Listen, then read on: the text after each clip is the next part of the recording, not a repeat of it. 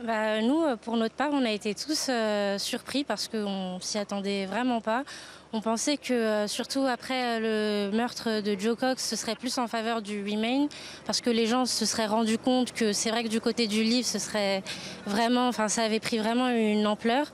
Du coup, en se réveillant ce matin, on était un peu tous abasourdis parce que, enfin, on pense d'une manière générale que c'est pas une décision très raisonnable et pragmatique. Oui, exactement. Et les réactions aussi ce matin, par exemple, dans le tube, etc. D'habitude, c'est plutôt bruyant. Aujourd'hui, voilà, dans le métro, c'était aujourd'hui bizarrement plus silencieux. Donc là, on voit qu'il y a eu une petite répercussion quand même aujourd'hui à Londres. Un choc en quelque sorte. Qu'est-ce que ça va changer pour vous? Alors nous, en ce qui nous concerne, à Dauphine Londres, rien ne va changer. Cela ne changera pas, étant donné qu'on est une université qui est bien implantée à Londres. On a notre campus ici, on n'est pas en échange universitaire à proprement parler. Mais pour l'étudiant français en échange universitaire, en semestre délocalisé à Londres, c'est vrai que les frais d'inscription vont fortement augmenter, étant donné qu'ils seront plus considérés comme des étudiants internationaux plutôt que des étudiants européens. Comment est-ce que vous comprenez ce qui s'est passé? Que vous ont dit vos amis anglais pendant que vous avez étudié, vous avez suivi la campagne?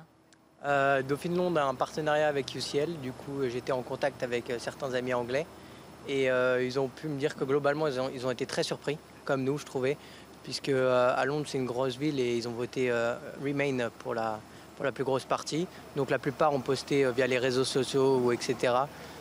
Des marques de soutien au Remain. Et vous comprenez ce qui s'est passé? Parce que Londres, c'est une enclave. Il y a à peu près 60% qui ont voté Remain, mais le reste du pays a voté quand même majoritairement pour le Out.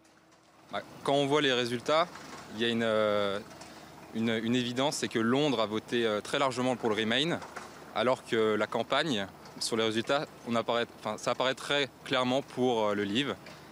Et l'argument qui a été avancé pendant toute la campagne par Boris Johnson et Nigel Farage a été le suivant, c'est qu'il y a cette peur de la migration qui vient du Moyen-Orient et des pays de l'Europe de l'Est, qui apparemment affecte les Britanniques et qui aurait joué ça aurait été un des facteurs décisifs dans ce Brexit.